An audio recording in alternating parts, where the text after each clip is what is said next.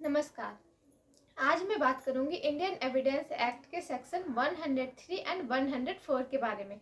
जैसे कि पिछले लेक्चर में मैंने 102 एंड 101 के बारे में बताया था, जो कि बर्डन ऑफ प्रूफ और ऑनर्स ऑफ प्रूफ के बारे में था। तो आज मैं जो सेक्शन बताने जा रही हूँ 103 एंड 104, ये सेक्शन उसी से मिलता जुलता है। सेक्शन 101 जो बात कहता है, एक बार रिकॉल कर लेते हैं कि सेक्शन 101 जो बात करता है वो बात करता है बर्डन ऑफ प्रूफ के बारे में, यानी कि बर्डन ऑफ प्रूफ किसका होगा, यानी सबूत का भार किस पक्षकार पर रहेगा।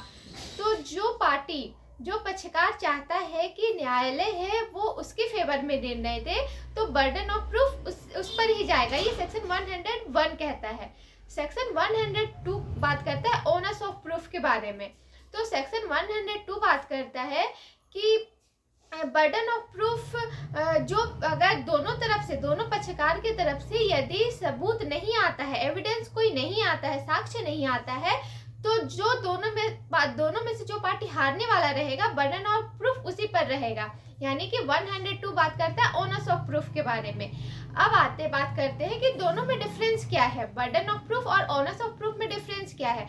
तो दोनों में मेजर डिफरेंस है कि जो बर्डन ऑफ प्रूफ एक ही पक्षकार पर रहता है, यानी कि जो चाहता है कि फैसला उसके फेवर में हो, लेकिन जो ऑनर्स ऑफ प्रूफ है वो शिफ्ट होते रहता है, कभी वादी पे कभी प्रतिवादी पे।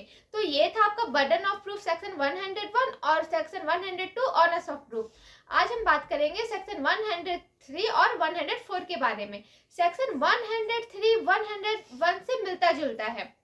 जैसे कि सेक्शन 101 बात करता है कि पूरा जो मामला है उसके बिहाफ में जो पक्षकार चाहता है कि उसके फेवर में निर्णय हो।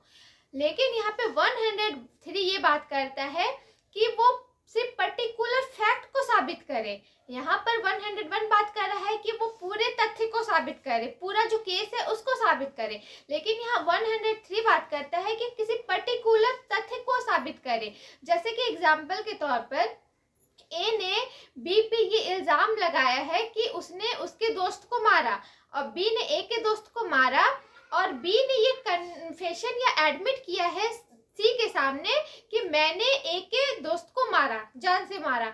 तो ये जो ए इल्जाम लगा रहा है बी पर कि उसने सी के सामने ये एडमिट किया है कि उसने उस ए के दोस्त को मारा है, ये प्रूफ करने का भार रहेगा ए पे। सिर्फ वो पर्टिकुलर फैक्ट को प्रूफ करना रहेगा कि हाँ बी ने ये बात को एडमिट किया है।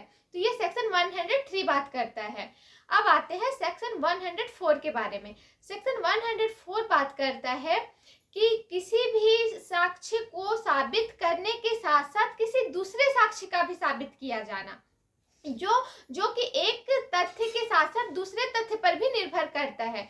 जैसे कि एग्जाम्पल के तौर पर लेते हैं कि ए ने केस किया है कि बी ने सी की मृत्यु की है, ठीक है।